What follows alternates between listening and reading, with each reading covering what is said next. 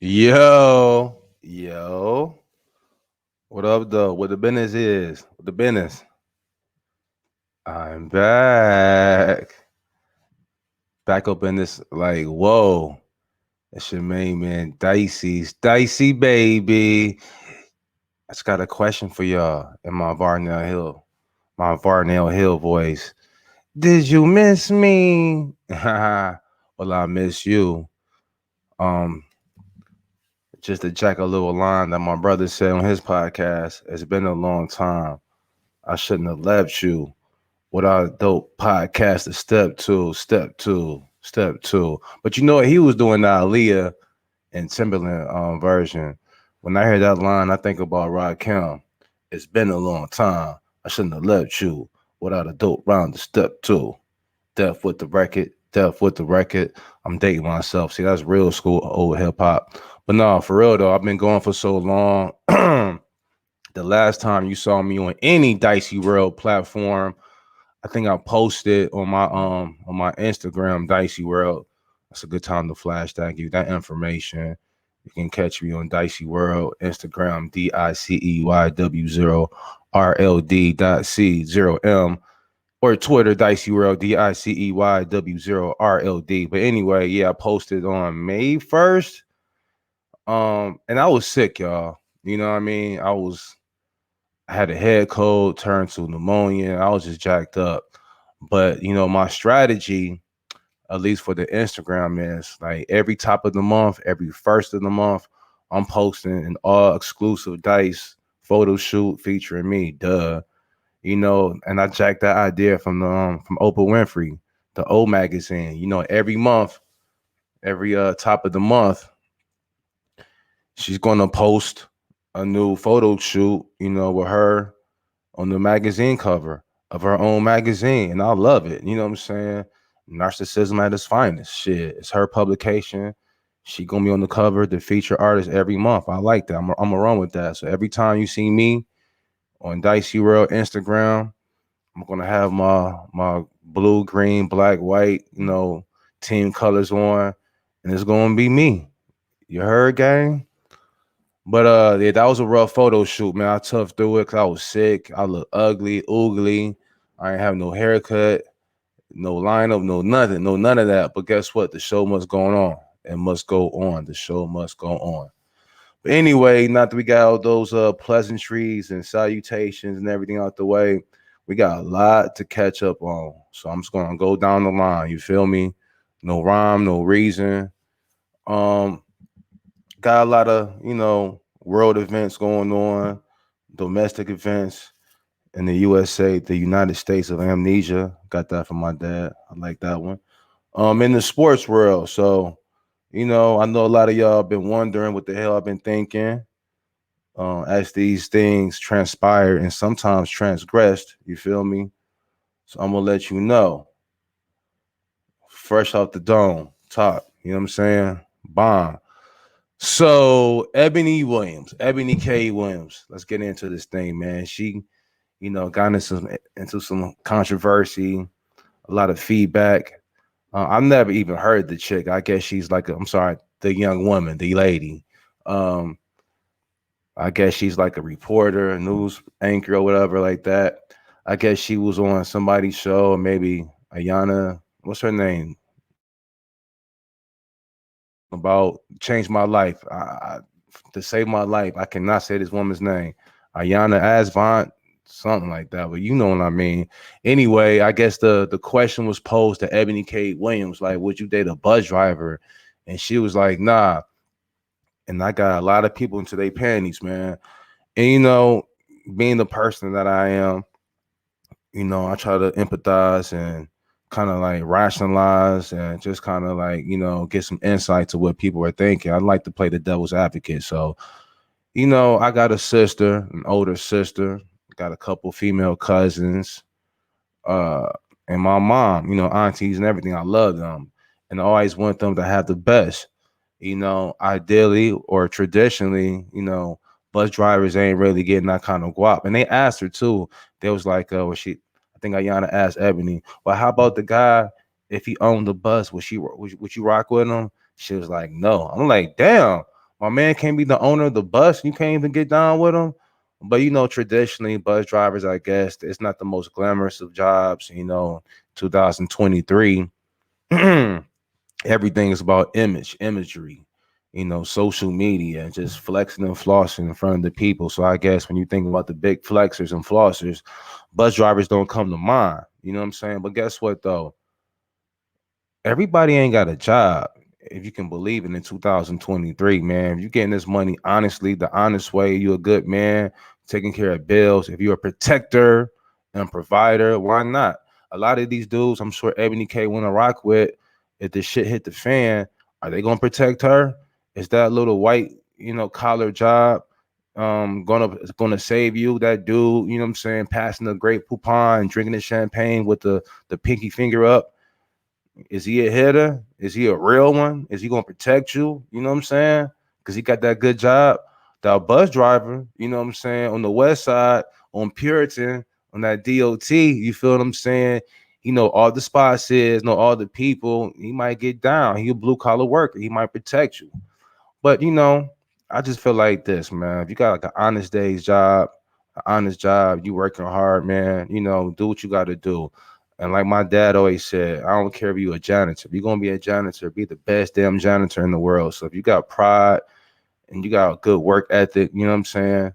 I'm all for it.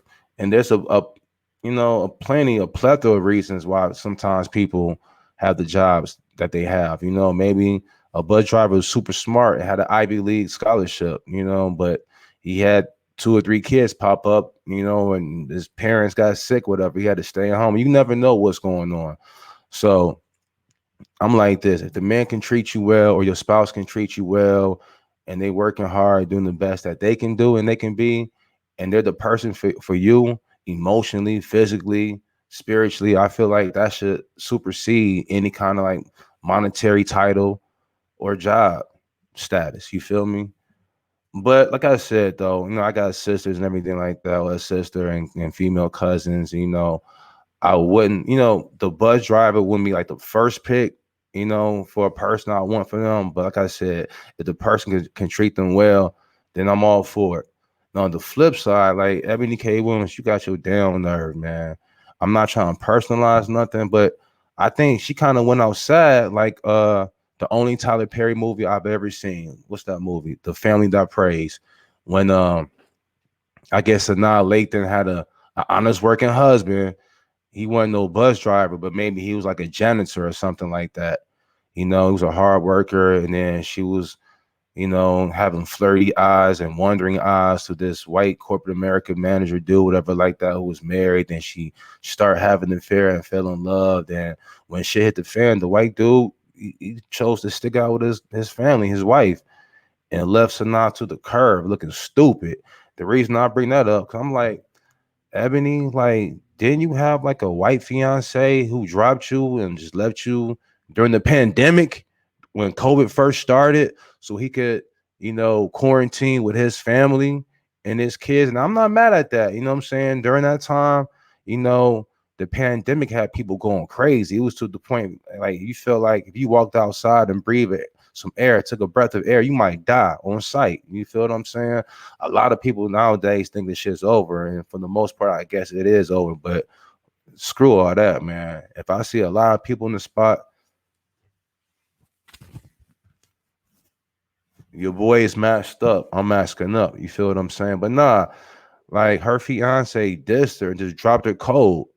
You know what I'm saying? And you got the nerve to be like dissing certain people, but your ideal mate is leaving you in the cold. So you need to check yourself before you wreck yourself, Miss EboniK.Williams. You dig? All right, moving on. Artificial intelligence. People were going crazy and just wilding out, hearing all these little AI musical mix-ups, Drake singing Rihanna songs and Biggie singing certain songs, and they're generating, past greats voices to do that and the third and imitate. And it sounded kind of cool, but at first, but we were getting like worried about the wrong things, about money and copyrights and da da da da. But I was on Instagram one day And the brother broke it down so nice. He's like, I'm not tripping about nobody impersonating voices and things of that nature. How about, you know what I'm saying, people using this nefariously, you know what I'm saying, for evil purposes, you know what I'm saying, to like kidnap kids and kidnap children and, you know, molest people, you calling people up, tricking people and everything like that. So I'm scared to see what this AI generated voice phenomenon leads to, like an increase of crime and a lot of bad stuff happening, man. So we need to slow down a little bit, straighten down. All right, moving on. A couple months ago, maybe last month, you know, a noted MJ Michael Jackson impersonator on the subway. I think his name was let's see here. Jordan Neely got killed. You know what I'm saying? He got killed on the subway impersonating Michael Jackson, just doing his thing. He's known for that. And the brother had mental health issues, you know what I mean? Um, but he got killed by an ex-Marine named Daniel Penny. And I think they just now recently, like May 12th, charged him with manslaughter, man. That's just so crazy to me. And I'm not gonna get, you know, too much into like the minutia and the logistics and legalities and litigation, everything like that. I'm just tripping at that. In 2023, we living in a world where everybody is watching this man get killed and they breaking out their phone cameras. You know what I'm saying? Everybody recording this heinous act, but nobody wants to step in and help. This brother getting just choked in front of your face. And it's all good, man. So that was like one of the most troubling and disturbing factors in that scenario, that everybody took out their phone and started recording that shit. That's crazy. All right. So that was like you know, my world events take on things. Now let's get into like sports, in the sports world. And I would say your man Draymond Green, the new media king. You know, me and my brother Dining, co-founder, co-host at the After School Special podcast. We did a podcast last summer, talking about the new media and what that entail and all that stuff and how we think of it. But your man Draymond Green is killing it. We never really seen in real time an athlete actively playing games in the playoffs, mind you, play a game and then come home and record a fascinating podcast. Let me tell you what, Draymond is transparent, he's candid, he's honest, he's unapologetically honest. He speaks the basketball language. He speaks in the way that real people can, like, you know, connect to and connect with and understand. And I'm not mad at this dude. Like, he got a big check waiting for him at the end of his career. I mean, you could argue that the check that's going to wait for him might be bigger than the money he's getting right now in his playing days. I just hope he has a seamless transition, man. But he's definitely, I think they're grooming him. When I say they, the powers that be, you know, the media, the broadcasters, I'm sorry, like the media companies, your TNTs, ESPNs and whatnot, they're definitely grooming him to be the next Charles Barkley. But dare I say, Draymond, I love you, and I love Charles Barkley. He's very entertaining, but I feel like sometimes Chuck can get into a little cooning sometimes, you know, respectfully. I love you, Chuck. You know, you didn't go to school for political science. You ain't nobody scientist, I'm sorry, or politician. I admire you. I might not always agree with what you have to say, Chuck, but it's going to be honest. And my dad's been on the show a couple of times, you know, doing specials for TNT, especially around Dr. Martin Luther King Day. So I love the whole crew: Shaq, Ernie, Kenny, Charles, you the man, the reigning king. But I'm just saying, I feel like Draymond's the more cleaned up version of Barkley. I'm not going to say more articulate, but just more well spoken in the fact that Draymond going to have receipts. He's not going to say anything without having receipts to back it up. Charles is kind of like off the cuff, you know what I mean? And he's unfiltered. Not saying Draymond doesn't have a filter, he does have a filter, but it's a more cleaned up version.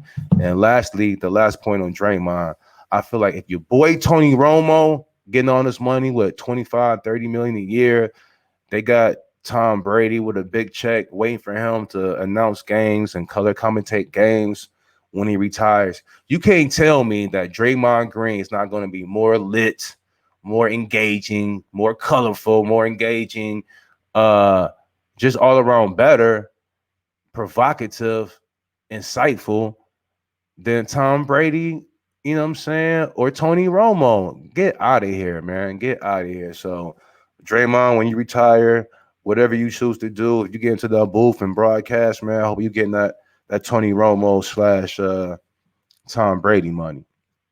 All right. Playoffs. Playoffs.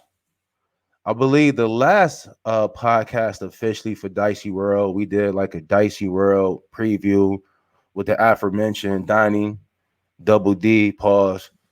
No, Double D, that's good. Well, Double D breast or Double D, you know what I'm saying? Down there. So pause for that. I digest. No, I digress. As you digest this foolery. But the last time you heard me talk about NBA playoffs, I had Milwaukee versus Golden State. Boy, was I off. Boy, was I wrong coming off. They both of those teams are the crib chilling, waiting. Right now, we got a Final Four consisting of the LA Lakers versus Denver Nuggets. Nuggets. Denver is about to get LA up out of there real quick. With shout out to LA. Nobody expected LA to get this far.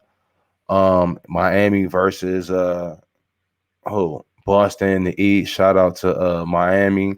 Playoff Jimmy's a real thing. Nobody predicted Miami to get this far. I actually had Miami beating Boston if they were to play in the first round. I thought that was how it was going to play out. Like Miami playing Boston in the first round. I knew playoff Jimmy wanted revenge from last year when he missed that 3 in game 7 in the conference finals against Boston. But they played Milwaukee. So I thought, Miami was done. But shout out to Miami, man. Shout out to that Miami culture. It starts from the top to Pat Riley, to his protege, Eric Spoelstra.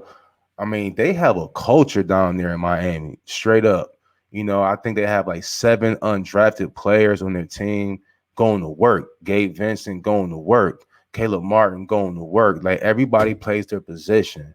Like it's really a culture. It's really a system. Like it's to the point where I feel like I'm past my prime, can't hoop anything like that. But I want to just work for Miami, man. Kind of like, Pat Riley, get my life right. I want to just like, implement Miami's culture and their influence and their strategies and their philosophies into my life. Because they proved and showed that it's not about talent, it's about work ethic and will and attitude. And you got to just want it. You got to get it. So shout out to Miami. You feel me? Shout out to that whole culture. But if I had to say anything, though, if I had to predict right now who's going to win the championship, I got to say Denver. I mean, I was going for the Golden State Warriors when they played the Lakers. Usually I'm a Lakers fan. I mess with LeBron, mess with the Lakers. But, shout out to my best friend, Low P, Lawrence Pickett. He was a Steph Curry guy. I was a Kyrie guy. We used to always go back and forth. Ever since my man came to his untimely demise, meaning Low P, I kind of inherited everything, his likes, his beefs, whatever, you know what I'm saying? Low P world, Lawrence world, let's get at it. So I've been a Steph fan like that ever since then. So, I wanted Golden State to take it. I want Golden State to go against LA. But once the Lakers, beat Steph, I started rocking with the Lakers again. And nobody expected this team 2-10 to get this far. Shout out to Darvin Ham. He definitely proved to me he's more than a motivator. His adjustment game is good out of the timeouts, game to game, X's and O's. He really proved a lot, but you really can't do nothing right now with the Joker, man. He's definitely proved to be the best player in the playoffs right now. Him and playoff Jimmy, they 1-2. You know what I'm saying? And it's really looking like it's going to be a Denver versus Miami finals. I want to say Denver's going to do it because if you look at it, and shout out to the Joker, man. I'm kind of seeing, the Joker having a similar or parallel storyline like Giannis did a couple of years ago. Remember when Giannis was the back-to-back MVP and he could have won it for a 3rd year in a row, but because of the 2 prior years, he got bounced out the playoffs really quick, and voters had like voters fatigue and they didn't want to rock with him, so they didn't vote for Giannis. And then that year, the third year, when he was not selected MVP, Milwaukee went on and won the NBA Finals. They won the championship. I see the same thing with the Joker right now. I feel like, midway through the season, the Joker was averaging a triple double. He was definitely the best player, recognized by the media as an MVP. Then you got some heads, you know what I'm saying? I rock with Kendrick Perkins. He's like the ESPN Charles Barkley for all intents and purposes, but he kind of like start calling them out and start influencing the other media members, meaning like, oh yeah, the Joker is he's stat chasing, he's stat padding, he was only averaging 9 assists a game for a while. Then his points went down, and then he started averaging a triple double. So he was kind of hating on the Joker. You know what I'm saying? I feel like that affected the Joker. His numbers went down. Like, dang, you know what I'm saying? Am I stat padding? Do I need to cool out in the triple doubles? And then when Kendrick Perkins kind of like started like low key hating on Jokic, that kind of like spread like a virus to the rest of the media. Then everybody starts talking about Joel Embiid. Shout out to Embiid, but I feel like he kind of just cried and just pouted for that MVP. Been crying the last 2 years. No, MVP. And you worry about the wrong thing, bro. You need to worry about, you know what I'm saying, your team, your dry team. Philly's so dry, bro. I love James Harden, man. Well, I was rooting for him, but he just playing the way that I knew he would. And I got a couple partners who love James Harden. They always think he get a bad break, but I've always told people and told those friends, James Harden, you cannot count on him in the playoffs. For some reason, he just not it. You know what I'm saying? But anyway, Joel Embiid on his I want MVP. I want my MVP. What Kanye say? You worry about the wrong thing. Then you got your MVP. You lost in the playoffs, and you play like trash. Oh, Joel Embiid, he played like trash for the most part. But so I see the Joker, like, you know what, man? I got my MVP 2 years in a row. They dissed me. They didn't give me that third one. So I'm going to go out and get this championship. Very similar to what Giannis did a couple of years ago. But you can't sleep on that. Like I said, that playoff Jimmy, though, man. He's a different person, different animal, different beast in these playoffs, man. He looks focused. That whole Miami team looks focused. So I'm not even mad at them. It's been a lot of coaches, too, to get fired. Ever since the playoffs started, with the regular season ended, we got a couple championship coaches that got fired. We got Doc Rivers, who was recently fired. He was a scapegoat for Philly's dryness, I believe. Nick Nurse, you know what I'm saying, got fired recently from the Raptors. Coach Bud, I feel like Coach Bud caught a raw deal. I mean, yeah, he did make some glaring coaching strategy blunders, like, not calling timeouts in certain situations, let the momentum go to Miami. But my man was distracted. I think the week that the playoffs started, his brother died in a car accident. Don't get me lying exactly how he died, but his brother did die, when the playoffs started, man. So that was a raw deal. And then lastly, Monty-Williams got fired for the Phoenix Suns. The reason I got him up here on the little on the caption on the lower screen graphics, because I think he will be a perfect coach for my Detroit Pistons. Hear me out now. Hear me out. He used to be an assistant coach for the OKC Thunder. Detroit's general manager right now is Troy Weaver, who used to, work for the OKC Thunder. So those two have some kind of prior history and relationship. And if anything that Monty has shown me is that he knows how to groom and cultivate young talent. You know what I'm saying? Get the best out of his talented young players, i.e. Devin Booker. Even rejuvenated, Chris Paul for that 1 year when they went to the finals, man. So I think that, we get Monty in Detroit. Detroit's going to have a vast turnaround, man. So fingers crossed. You know what? Speaking of, Detroit, I gotta just take a little sidestep and talk about the Detroit Lions, man. I'm so upset with these fools.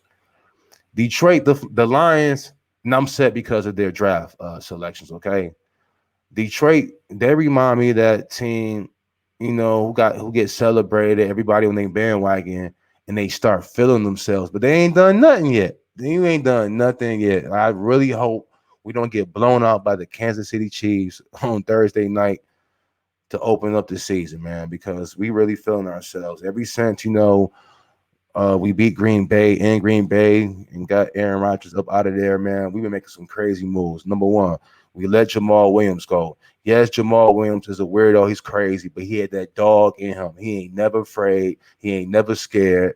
In so many ways, I feel like he was our emotional leader for that team. You know what I'm saying? Got 1,000 yards running. That hasn't been done for the Lions in so long. But I'm mad about that. And then, things are looking crazy. Our number one receiver last year, who was hurt and came back from Alabama, Jameson Williams, he got caught up in some kind of like gambling controversy. So he's going to like miss half the season right now. So that's not a good look. And then we had the number 6 pick in the draft, and Jalen Carter was in our hands. You know what I'm saying? We could have just drafted Jalen Carter from the University of Georgia. And what do? We decided to get all high and mighty and our morals up and everything like that. And I'm not listening. Jalen Carter, that incident, acting reckless, what he did, you know what I'm saying? And Georgia, I'm not excusing that.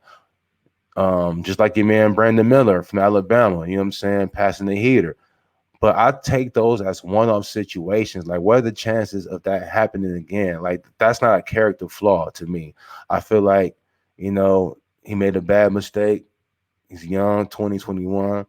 Let him ride. And they're going to get drafted anyway. You know what I'm saying? So just draft these fools if they're available. So we had Jalen Carter in our hands. We let that slip. And then we traded down to get a running back. And the running back we got was the second best running back on the board. You know what I'm saying? I believe the Falcons got the best running back from Texas, the University of Texas. I'm like, if we're going to draft a running back and not draft Jalen Carter, just stay where we at and draft the best running back available. So the Lions is back to, they just lying again. The Lions is going to lie. Just when I thought we going to turn the corner, we acting dumb. But let me go back to basketball right quick. I heard in the news too that JJ Redick, former player, now ESPN media figure, commentator, analyst, he's up for consideration for a coaching job, and a lot of people hating. You know what I'm saying? And I get it. A lot of people's path to like stardom or dream jobs or coaching is a lot smoother than others. And yeah, it's easy to say he's a white dude, he's white. That may be true, but I don't get that from JJ Redick. I just feel like JJ Redick had the luxury of being on TV every day. You know what I'm saying? So that's like his interview process. Every day he's on First Take. He's giving his opinion, his strategies, his philosophy, his basketball philosophy. So if you're like a general manager or, what I'm saying, a president of basketball operations, like who not watching First Take or Undisputed? You feel what I'm saying? Like that's a part of the fabric of American culture now. You wake up in the morning, you're going to either watch, First Take or Undisputed in the sports world.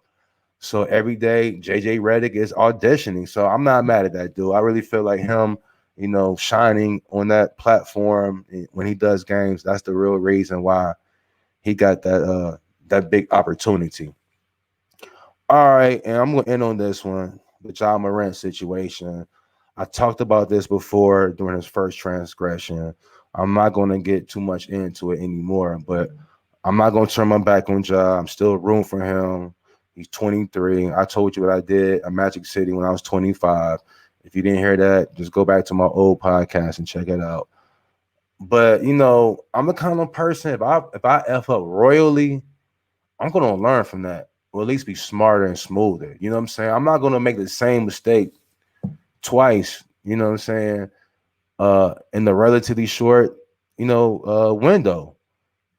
A period of time. I'm not going to do the same thing. So he wilding for that. I don't know if he just don't want to be a role model, if he don't want the bread, if he ain't tripping, if it's just youthful ignorance. I don't know, man. But I blame I blame Ja for riding around the car with the stick, with the pole, with the heater, the burner, the biscuit, whatever you want to call it.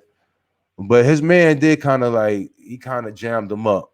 Because if you go back and look at the tape, his man did like a quick look. So he saw what y'all was doing, came back, and then flashed the camera on him. So come on, bro. You shouldn't have done that, bro. Like for real, man. You shouldn't have done that. But just thinking about Ja, like what's his favorite tagline? It's a parade inside my city. Yeah. Like he even got like the sideline reporters for the Memphis Grizzlies saying that. And that's an NBA young boy verse or line. And I was just thinking, like, this dude is so inundated and consumed by NBA young boy. But when I was 22, 23, you couldn't tell me I wasn't the MZA, the ninth, 10th member of Wu-Tang, Mobb Deep, you know what I'm saying? Uh Nas. I was a Nas, Mobb Deep, Wu-Tanger, you know what I'm saying, for life back in those days. You feel what I'm saying? Back in my 22, 23-year-old days. So I don't know if NBA YoungBoy got a grip around Ja, man, but you need to stop fanboying out, man. You know what I'm saying? Stop fanning out. If you want to be a rapper, just stop hooping and get this get this rap money. You know what I'm saying? Do the Miles Bridges thing or just do what Jim Brown did, man. He just retired from football back in the day to focus on his acting career. And RIP to Jim Brown, man. What a great dude. What a wonderful life, in so many ways, man. But that's all I got to say. Thanks for listening, guys. For this episode of Dicey World podcast. It's your boy's birthday tomorrow. You feel me? So get my comment section, send me some kites, send me some Instagram love, some Twitters, whatever like that. Text me, tell your boy you love me, happy birthday, and all that. And take these words home and think them through. Or the next podcast might be about you. Dicey out. Peace.